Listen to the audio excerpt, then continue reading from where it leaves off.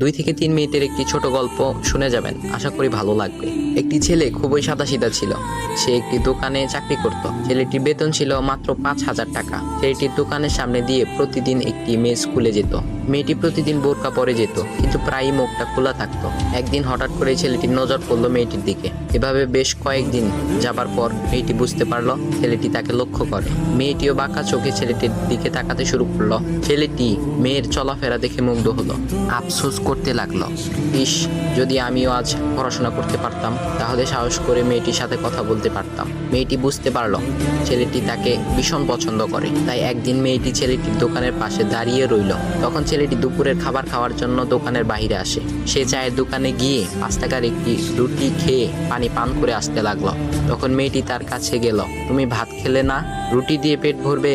তখন ছেলেটি মেয়েটিকে দেখে অবাক হয়ে গেল। তখন ছেলেটি বলল, আমি ভাত খেলে আমার মা, বাবা আর ছোট বোনকে কি খাওয়াবো? মেয়েটি শিক্ষিত, তাই অল্পতেই বুঝে গেল।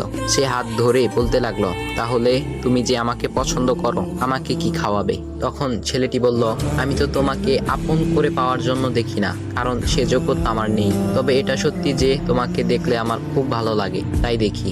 মেয়েটি ছেলেটির কথা শুনে চোখের পানি ধরে রাখতে পারলো না। সে বুঝে গেল ছেলেটির চরিত্র ও ভাবনা অনেক সুন্দর। সেদিন মেয়েটি চলে গেল।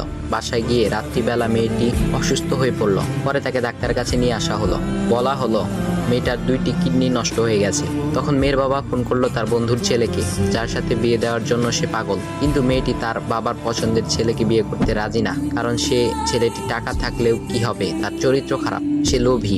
এদিকে মেয়েটির কোনো লোভ ছিল না। যাই হোক, হবু জামাই আসার পর তাকে সব খুলে বলল, তোমার থেকে একটি কিডনি খুলে আমার মেয়েকে দাও। তুমি তো বলছো আমার মেয়েকে তুমি অনেক ভালোবাসো, তাকে পেলে তুমি ভালো হয়ে যাবে, তাহলে আজ পরীক্ষা দাও। তখন ছেলেটি বলল, আমি আপনার রোগা মেয়েকে বিয়ে করতে পারবো না, আমার কি সুস্থ মেয়ের অভাব নাকি? এ বলে সে চলে গেল।